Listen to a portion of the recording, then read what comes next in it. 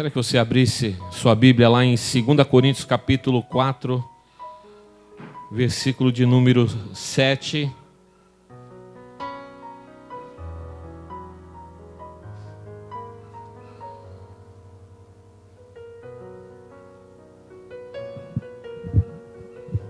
Glória a Deus.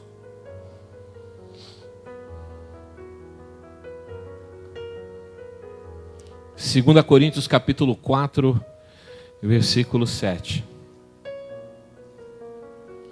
O tema da nossa pregação essa noite é: por que Deus nos faz vasos de barro? Por que Deus faz isso? Amém? Todos acharam? Vamos ler. Assim diz a palavra do Senhor: temos, porém, esse tesouro em vasos de barro, para que a excelência do poder seja de Deus e não de nós. Vamos orar mais uma vez? Senhor, aqui está a tua palavra, Pai. Ela é uma espada de dois gumes, que penetra o mais profundo do nosso ser. Então, meu Deus, que nessa noite o Senhor venha falar conosco, o Senhor venha ministrar as nossas vidas, e que possamos, ó Pai, sair daqui, Senhor, fortalecidos em Ti. Então é o que nós te pedimos, Pai, sê conosco, abençoe esse momento da palavra, porque já adoramos a Ti, já iniciamos com orações, mas continua fazendo essa obra em nossas vidas, Pai. Nós necessitamos escutar a Tua voz. Fala conosco essa noite, é o que eu te peço, em nome de Jesus. Amém? Nós podemos ver, amado, que Deus ele se dirige à sua igreja como vaso. E não é um vaso muito adornado, aparente, mas é um vaso de barro. E nós vamos estar falando sobre isso, sobre essa simplicidade e esse agir de Deus na nossa vida. Lá em Jeremias, no capítulo 18, lá fala sobre Deus como o oleiro. O Senhor é o oleiro, é Ele que prepara o vaso. Nós vemos isso na palavra dele, e ali nós vamos estar no transcorrer da palavra também falando sobre isso. E nessa visão, nessa revelação que Deus deu a Jeremias, ele diz que Deus levou até o oleiro, e ele olhou ali o oleiro mexendo no barro e começou a fazer o vaso, e depois ele desfazia o vaso, fazia de novo.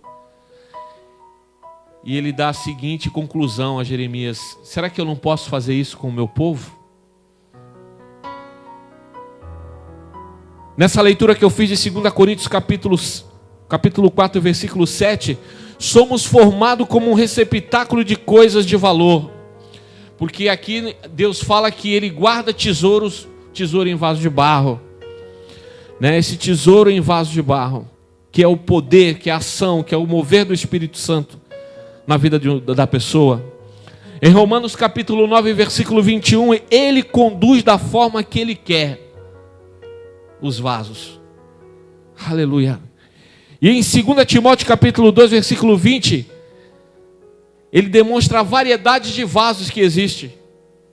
Existem vasos de ouro, de prata, de madeira, de barro, uns para honra e outros para desonra. Então nós vemos, amado, que Deus ele mostra através da sua palavra o modo que Ele vai tratando a igreja como vaso.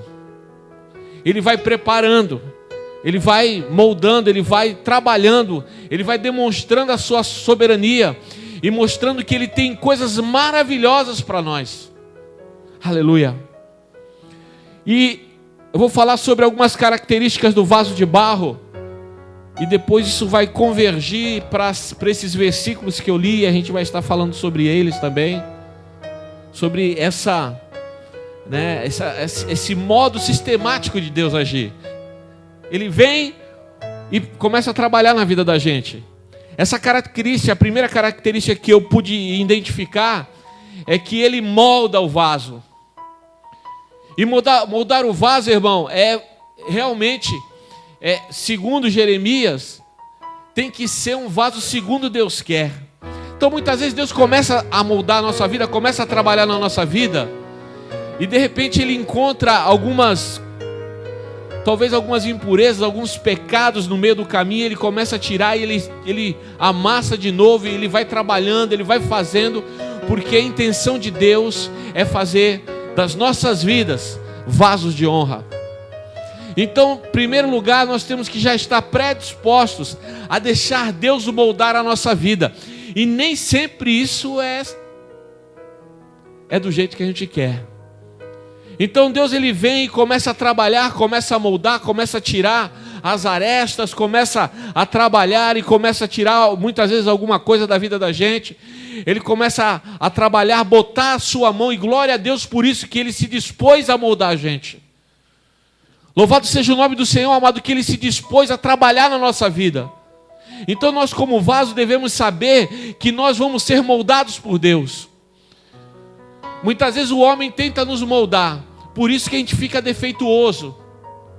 Na realidade, quem vai moldar a nossa vida para a realidade e para a vontade de Deus é o próprio Deus, através da sua palavra. Nós somos só canal de Deus, nós somos só o canal para expressar a vontade dEle através da Bíblia. Então Deus, Ele pega uma pessoa, irmão, e começa a trabalhar, né? O oleiro pega aquela massa sem forma e começa a trabalhar, vai jogando um pouco de água, a ação do Espírito Santo na vida da gente, vai jogando a água e vai trabalhando, vai moldando a gente. E nem sempre esse tipo de ação de Deus é algo que não traz dor. Geralmente traz dor, esse moldar, esse trabalhar, essa ação de Deus nas nossas vidas. E nem sempre nós estamos preparados para isso. Mas uma das características do vaso de barro é isso. Deus começa a moldar. E louvado seja Deus se Deus estiver te moldando. Aleluia. Se Ele se dispôs a te moldar, irmão, porque a obra Ele tem na sua vida. E se você não foi moldado ainda, deixa Deus trabalhar. Deixa Deus te moldar, que tem gente, irmão, que não deixa. Sabe o que não é deixar moldar? É não deixar Deus tirar alguns vícios que a gente tem. Vício de várias formas. O vício de achar que a gente sempre está certo. O vício de achar que a gente sempre tem a razão. Que a gente é absoluto em todas as questões. Mas na realidade, quando a gente chega diante de Deus, a gente vê que nós somos pequenos. E que Ele é grande. Que Ele é maravilhoso. E só Ele, irmão, pode mudar a sua vida. Aleluia. Eu posso fazer um aconselhamento com você, mas eu não vou conseguir mudar você. Mas quando a gente abre o nosso coração para Deus, quando a gente se dispõe a deixar Deus botar a mão na vida da gente, irmão, Ele começa a moldar. Aleluia. Segunda característica de um vaso de barro, ele tem que ter um tempo de preparação. O Senhor pegou o vaso e colocou forma no vaso. Aí depois tem que colocar dentro do forno. Aí ele começa a ser queimado. Aleluia. Assim como o ouro, irmão, para extrair a pureza dele, ele tem que passar pelo fogo. Ele tem que passar por uma preparação. E não é diferente isso na igreja do Senhor. Muitas vezes a gente não consegue entender isso. Esse agir preparatório de Deus para que a gente alcance o que Deus tem determinado para a vida da gente. Muitas vezes nós não estamos preparados. Tem pessoa que não está preparado para aguardar. Tem pessoa que não tem uma ansiedade tão grande que não deixa Deus colocar o tempo dele, a preparação dele em sua vida. Não adianta ser só moldado, irmão. A gente tem que também saber que a gente precisa de um tempo para ser preparado. Quando a gente olha para o apóstolo Paulo, irmão, a gente pensa que ele saiu ali de Damasco e já saiu pregando, fazendo as viagens missionárias. Pelo contrário, ele teve que voltar para a sua terra, ele teve que avaliar os seus conceitos, ele teve que orar, ele teve que deixar Deus trabalhar nele, porque ele era um homem culto, ele sabia muitas coisas, mas como ele falava, o que ele sabia não era nada diante de Deus. E de repente ele se rendeu a Deus e ele teve o tempo de preparo para que a obra do Senhor fosse completa na vida dele.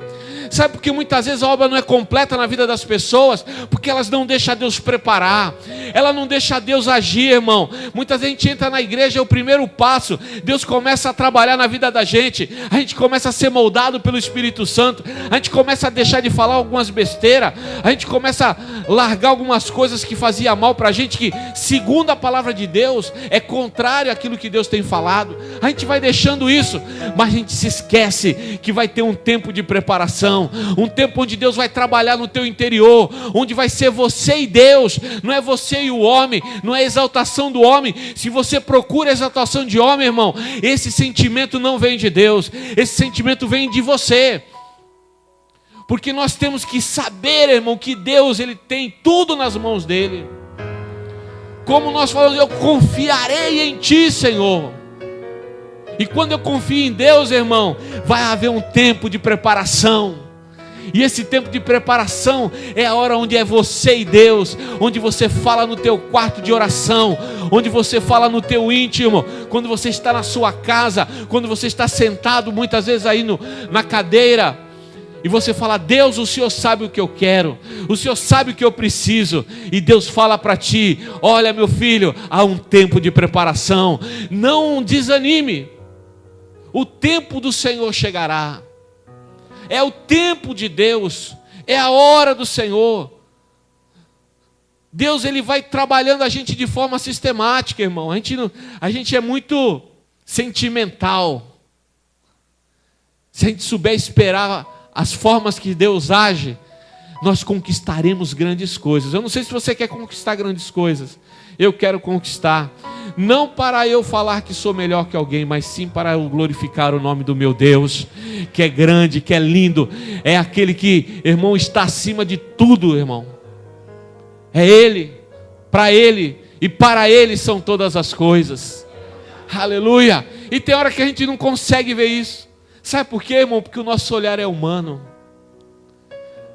Os nossos pensamentos são humanos, os nossos sentimentos são humanos. Daí tu fala: mas pastor, nós somos humanos. Nós somos, mas dentro de nós habita o sobrenatural, que é o Espírito Santo. Aleluia! Então a gente tem que estar preparado para isso. Nós temos que estar preparados para ser moldados. Nós temos que estar preparados para sermos preparados no forno. Porque, irmão, há um tempo certo para que o vaso de barro esteja pronto.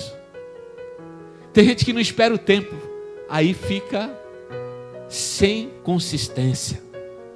Tem muito crente sem consistência. Como eu preguei outro dia, né, sobre a inconsistência. Muitas pessoas elas não deixam Deus terminar o trabalho na vida deles. Sabe, meu irmão, quando nós aprendemos a esperar no Senhor, Deus começa a trabalhar nas nossas vidas, porque Ele é o oleiro. Só que Ele quer nos preparar para algo. O que eu acho maravilhoso, irmão, é que Deus, Ele não faz nada por acaso. Eu não acredito no por acaso com Deus, porque Deus, Ele já tem tudo já determinado, porque Ele é Senhor. E Ele sabe de todas as coisas. Então não adianta a gente querer. A Bíblia fala que não dá para a gente aumentar, sabe, um pouquinho da nossa vida, porque a nossa vida está na mão de Deus. Nós não temos essa capacidade de mudar dessa forma. Mas Deus, Ele nos prepara, porque Ele quer fazer de nós um receptáculo para as coisas maravilhosas. A palavra nos diz em 2 Coríntios 4:7 que temos, porém, este tesouro. Que tesouro? As coisas de Deus, irmão, em vasos de barro. Só que uma das coisas que é uma das características do vaso de barro, que é a terceira que eu coloquei aqui, é que o vaso, ele é frágil. O vaso de barro, irmão, ele é um vaso frágil.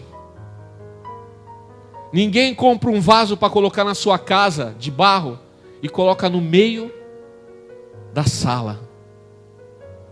Geralmente o vaso de barro sempre está encostado em algum canto. Por quê? Porque ele é frágil. Então, quando nós descobrimos, e Paulo descobriu isso no momento de aflição, quando Deus fala para ele assim: a minha graça te basta, e o meu poder se aperfeiçoa na tua fraqueza. Então, irmão, quando nós somos frágeis, porque essa é a característica do vaso de barro, fragilidade. Tem pessoa que não quer demonstrar fragilidade, mas através das situações nós podemos reparar o quanto nós somos frágeis.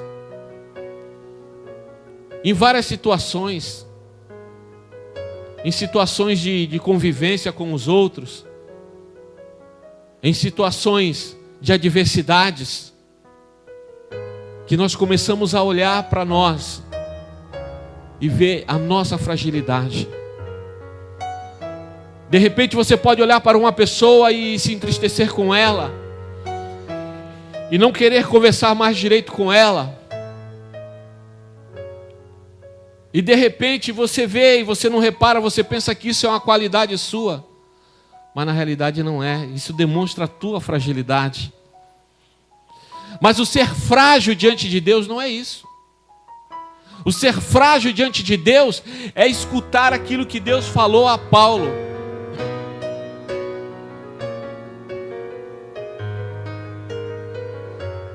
A minha graça te basta. Deus estava falando para ele assim: dependa de mim. Não dependa das tuas capacitações. Não dependa do teu conhecimento, da tua inteligência, da tua capacidade. Paulo era um homem estudioso, irmão. Hoje ele seria talvez o mais sábio em termos de escritura. Seria um dos, como nós temos vários, porque ele conhecia as escrituras. Ele era um homem que falava mais de uma língua, ele era poliglota. Ele sabia conversar com os simples e conversar também com os grandes, aos olhos dos homens. Só que mesmo com toda a capacitação humana, Deus fala para ele: o meu poder se aperfeiçoa na tua fraqueza. Aleluia! Porque quando nós reconhecemos a nossa fragilidade humana, nós aprendemos a ser dependentes de Deus. Nós aprendemos a ter intimidade, a pedir, a sermos humildes. Você sabe que tem pessoa que passa necessidade, irmão, e não pede ajuda. Aí sabe por que Deus deixou passar necessidade? Para trabalhar a vida dela, ou a vida dele. Para que ele possa falar assim: eu preciso da ajuda do meu irmão, eu preciso de ti, Senhor. E muitas vezes a gente tem essa arrogância dentro de nós, de que eu não vou pedir, eu vou depender de Deus. Então, mas Deus quer usar o teu irmão para te abençoar. Deus quer usar a mão do teu irmão para ser estendida para você.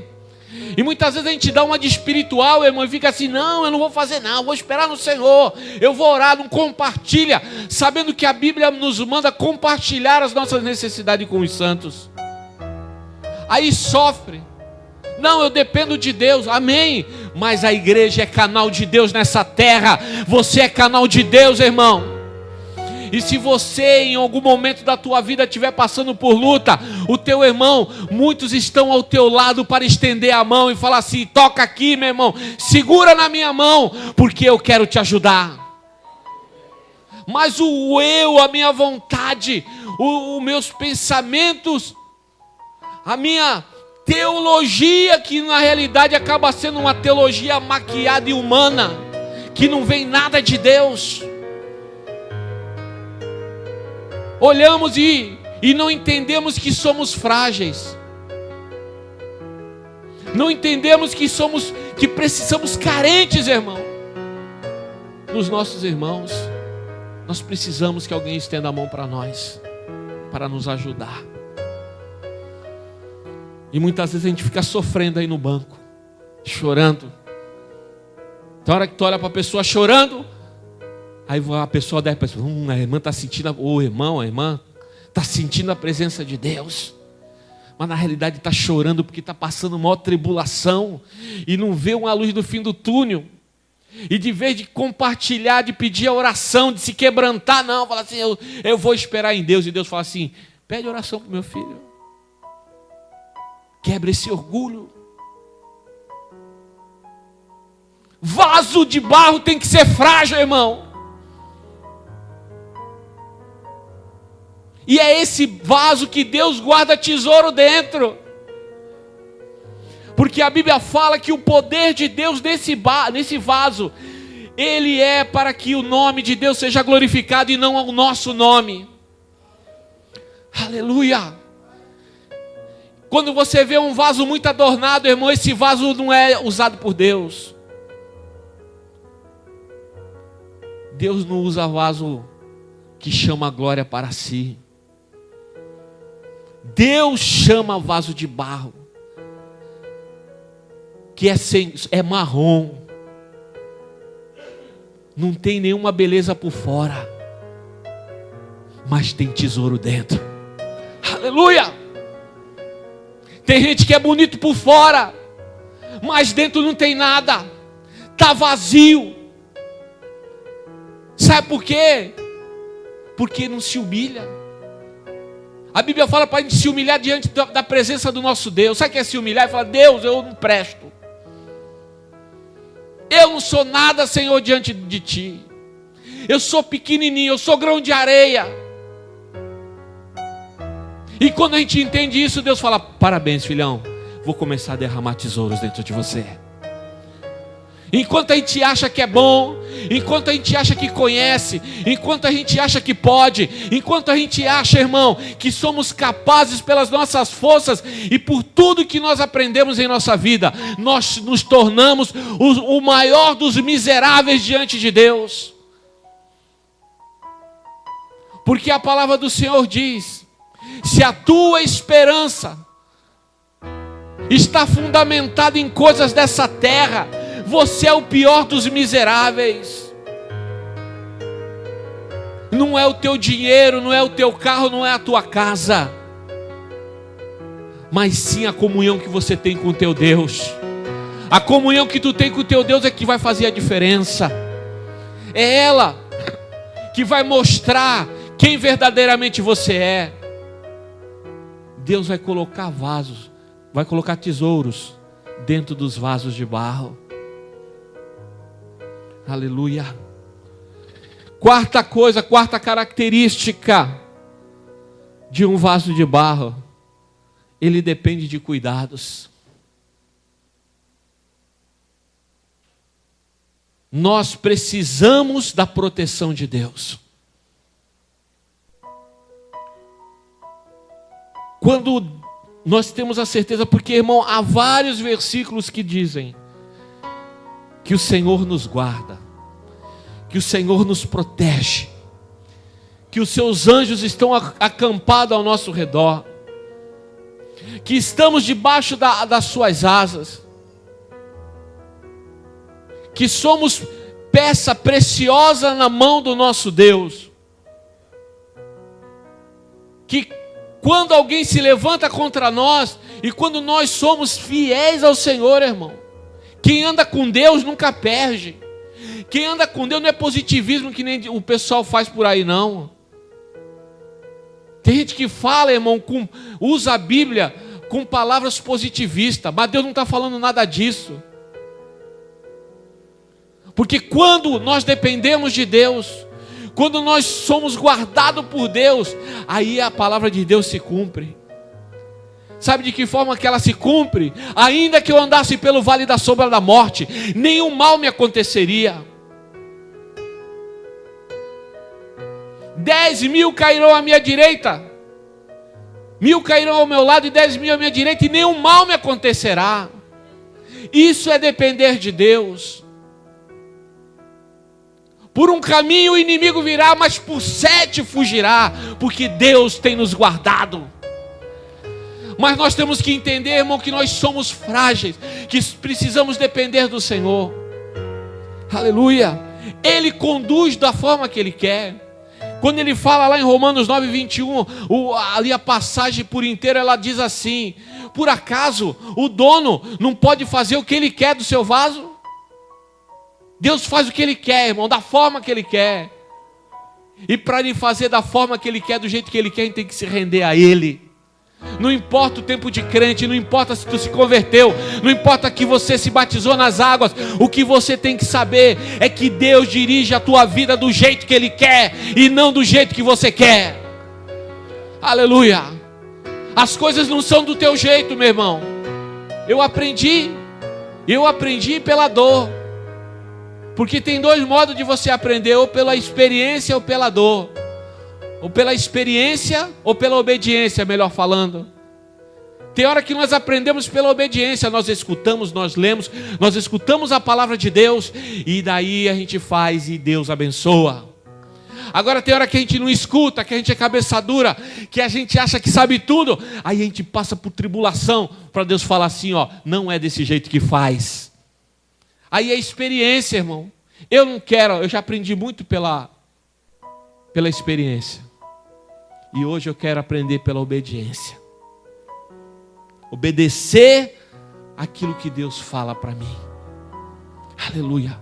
Deus, Ele faz do jeito que Ele quer. Não é do teu jeito. É a mesma coisa Deus chegar diante de ti, irmão, e com toda a educação e respeito, porque Deus, Ele bate na porta, Ele não chuta a porta. E fala para ti assim: quem tu acha que tu é? Quem você pensa que você é? E se escutarmos essa voz falar conosco, a gente vai falar assim: Deus, eu não sou nada. Foi como Jesus ministrando ao coração de Pedro, perguntando se ele o amava. E no final, Pedro se rendeu a Jesus. Ele entendeu o que Jesus estava falando. As 2 primeiras vezes ele deu resposta. Na terceira ele não respondeu mais. Ele falou: o Senhor sabe todas as coisas. E é assim muitas vezes. A gente quer dar resposta. A gente quer colocar: não, mas aconteceu isso por causa do outro. É muito difícil a gente falar assim: olha, não está acontecendo por causa de mim. É por causa da minha vida, por causa do que eu faço, que as coisas não estão acontecendo da forma que deveriam na minha vida. Aleluia. Então, amado, nós dependemos de cuidados. Tem gente que não quer ser cuidado. Tem gente que não gosta de escutar a verdade. Tem gente que procura sempre uma segunda opinião, porque a primeira opinião não foi suficiente. Quer sempre buscar alguma coisa que afaga o coração. Deus fala assim: eu açoito. E açoitar, irmão, muitas vezes não é dar fazer carinho. Eu açoito aqueles que eu amo. Aleluia. Sabe por que Deus faz isso? Para a gente não se perder.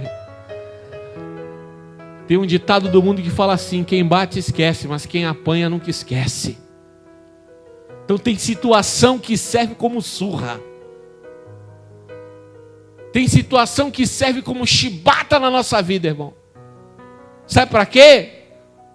Para a gente se lembrar que a gente tem que diminuir para que o Senhor cresça.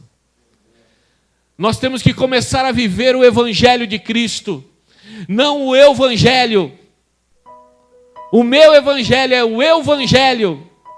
É o que eu acho, é o que eu penso, é o que eu penso que é o melhor. Viver o Evangelho, irmão, é se entregar, é se render, é reconhecer que você não é mais senhor da tua vida, você é servo, e servo não é dono de nada. Aleluia. Eu estava falando nesses dias na nossa célula, tem muitos teólogos, tem muita gente que prega sobre o livre-arbítrio. Eu acredito no livre-arbítrio até o momento que você se entregou a Cristo. Depois que tu se entregou a Cristo, meu irmão, tu não tem mais livre-arbítrio, porque tu é servo. E servo não tem querer. Servo só fala assim, Senhor. Paulo fala que ele é escravo de Cristo. Escravo, irmão. Já viu o cara na senzala na época da escravidão falar assim: hoje eu não vou trabalhar, hoje eu não vou para a plantação de café. Na época da escravatura, tinha isso? Se um escravo falasse isso, irmão, o que acontecia? Tronco, chibata. E se nós somos escravos de Cristo, se não somos servos, mas é uma expressão pesada, não, porque Jesus: aprendei de mim, que sou manso de coração, o meu fardo é leve e o meu jugo é suave. Vale a pena ser escravo de Cristo, vale a pena servir ao Senhor. Não é o teu querer, não é a tua vontade. Eu tenho certeza, irmão, se a gente fizesse uma enquete: que música que vocês querem que cante aqui? Ia ter um que ia querer o da harpa, outro que vai querer o da Cassiane, aí um da Lauriette, outro da comunidade. Cada um quer uma musiquinha. Mas todas as músicas adoram o Senhor. Então aqui, cantar aqui, irmão, adora nela. Para mim adorar a Deus, eu não preciso cantar a música que eu gosto. Eu só preciso expressar aquilo que Deus tem feito de maravilhoso em minha vida. Como nós cantamos: eu confiarei em Ti, Senhor. Em Ti confiarei. Aleluia. Em 2 Timóteo capítulo 2, versículo 20, ali fala sobre vários tipos de vaso. Fala sobre o vaso de ouro, de prata, de madeira, de barro. Vasos que servem para honra e outros para desonra. Por que honra e desonra? É porque Deus está no comando, Ele faz o que Ele quer.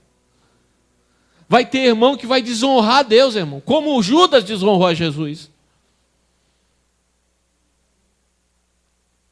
E esse tipo de vaso, ele só tem uma coisa. Eu vou falar para você. A característica do vaso adornado é só que ele tem uma boa aparência. Nós temos muitas vezes uma boa aparência, mas dentro de nós não existe nada de bom. Nós só pensamos em nós mesmos. Nós temos que começar a pensar naquilo que Deus quer. Fala: Deus, é isso que o Senhor quer? É dessa forma? É assim que o Senhor quer agir na minha vida? Me molda, Senhor. Já viu alguém orar assim? Deus, molda a minha vida. Se for preciso, quebra e faz de novo. É difícil a gente escutar essas orações. As orações que nós escutamos é: Senhor, me dá, Deus. Eu preciso disso, eu preciso daquilo. Eu quero poder, Deus, para ser usado pelo Senhor. Só que Deus usa os humildes, os pequenos. Tem pessoa, irmão, que prega que ele mexe no emocional apenas, mas não mexe na vida espiritual. Isso qualquer professor de neurolinguística faz. Dá uma folha da Bíblia para ele, ele vai vir aqui e vai fazer você chorar. Agora, quando Deus se manifesta, Ele começa de dentro para fora. Ele começa a trabalhar dentro da gente, irmão. E o que está sendo trabalhado lá dentro vai começando a aparecer externamente. Não adianta ter uma aparência de espiritualidade. Não adianta ser vaso de ouro, vaso de prata, vaso de madeira, vaso de prego. De prego não, de ferro. De aço, né? Não sei nem porque eu falei prego. Vou pregar alguém no final aqui. Oi? Não entendi. É um vaso espinho. Tem uns irmãos que é meio espinho. Não dá nem para carregar ele, que é cheio de espinho. Tu quer ajudar, mas não dá para carregar. cheio de espinho. Outro dia eu estava vendo um programa na televisão e um cachorro tentou morder um porco-espinho. A boca dele ficou cheia de espinhos. O rosto dele ficou cheio de espinho. Aí sabe o que aconteceu, irmão? Tem gente que é assim, a gente vai querer ajudar, de vez de melhorar o negócio, a gente fica cheio de espinho. Aí é complicado. Há vasos que são só aparência. E Deus não quer aparência. É o que nós pregamos na quarta-feira sobre a passagem de Golias e Davi. Eu não preguei sobre a pedrada ou a vitória de Davi, mas sim sobre as palavras lançadas. E as pessoas foram pela aparência de que aquele gigante era o final da guerra para eles. Só que Deus, ele não se importa com a aparência. Deus se importa o que está dentro de você. O que você tem guardado dentro de você? Tem sido tesouros de Deus ou tem sido bugigangas da sua vida?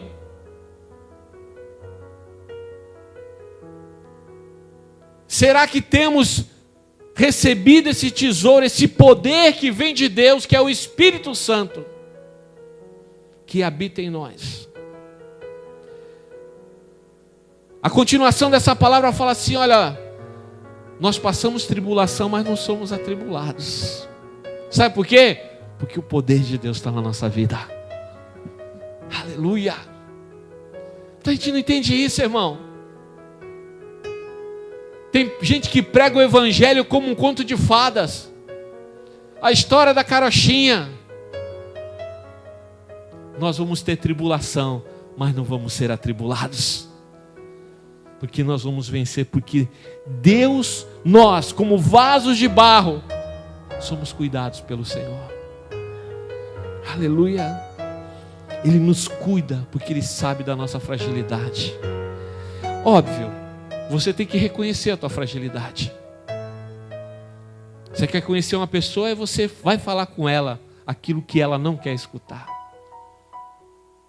A gente vê que tem pessoa que tem uma aparência de fragilidade, mas dentro dela não existe isso. Agora, quando nós descobrimos que nós somos frágeis, senão Jesus não teria falado: tem de bom ânimo, no mundo tereis aflições. Se Jesus não soubesse que há uma fragilidade dentro do ser humano, Ele não teria falado isso. Olha, no mundo tereis aflições, mas tem de bom ânimo, eu venci o mundo. Sabe o que Ele quer falar? Vai ter tribulação, mas eu vou te ajudar, fiel. Eu venci, então através da minha vitória, você vai vencer também. Aleluia. Então, amado, nós temos que entender tudo isso.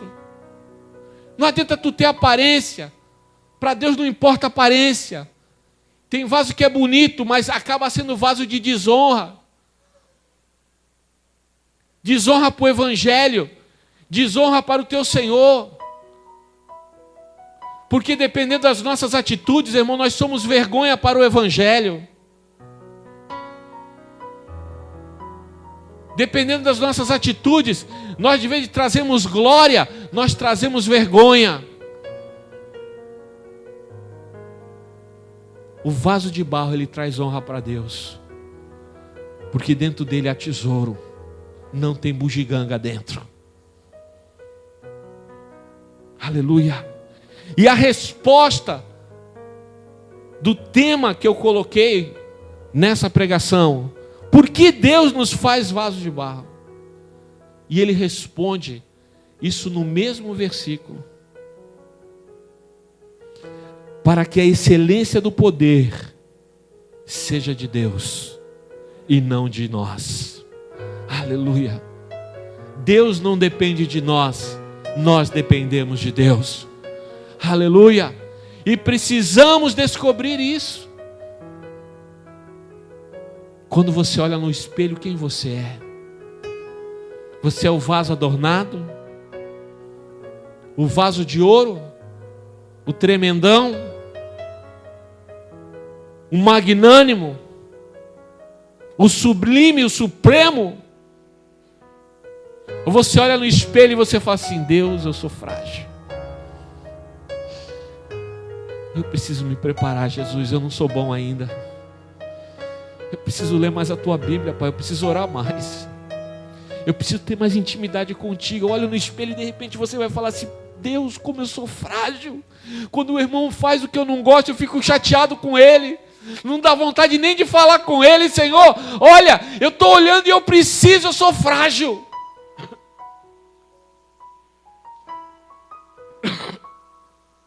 Eu olho no espelho e olho assim e falo: Senhor, eu não estou preparado não. Irmão, eu tenho 25 anos de evangelho e eu descobri que eu não sei nada ainda. Eu não entendi ainda muita coisa que Deus quer fazer. Porque muitas vezes o nosso impedimento humano não faz que a gente veja. A gente tem que olhar no espelho e falar: Deus, eu ainda não estou preparado. Eu preciso ser preparado, eu preciso mudar, Deus.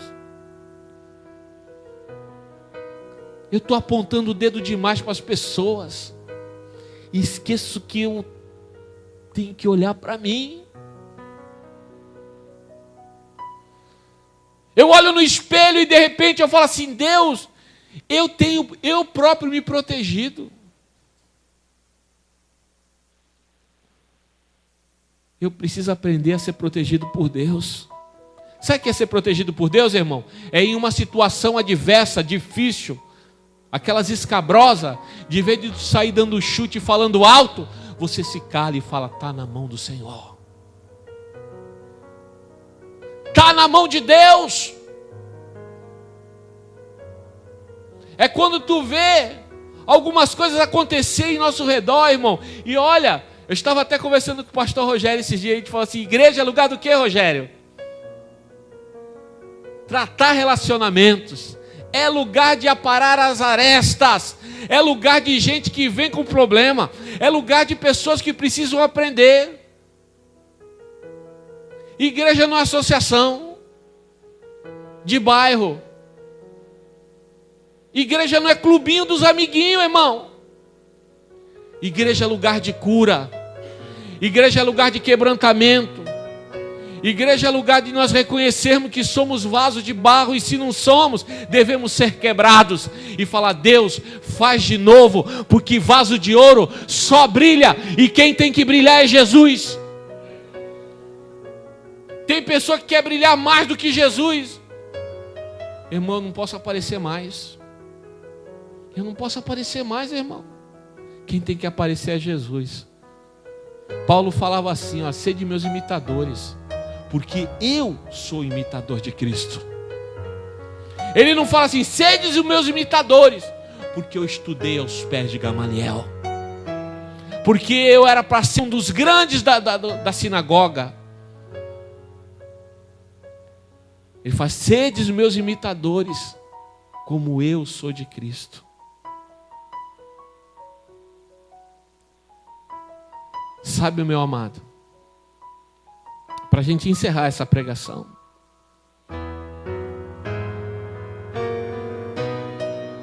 se nós olharmos o nosso espelho espiritual, quem você está vendo? Que tipo de vaso você é?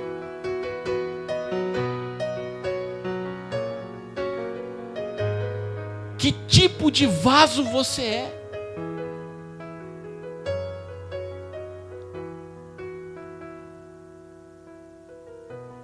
Deus não quer brilho na gente, irmão, porque o brilho é dele. É necessário que o Filho do Homem, é necessário que Jesus resplandeça. E quando Jesus resplandece, a gente apaga.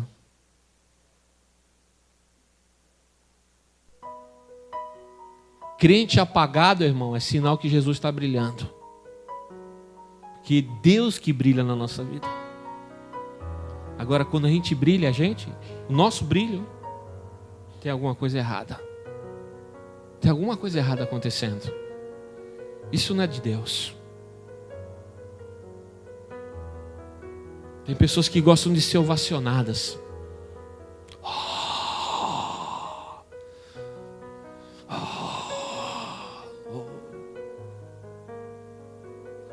O que nós fazemos para a obra de Deus não é mais do que a nossa obrigação.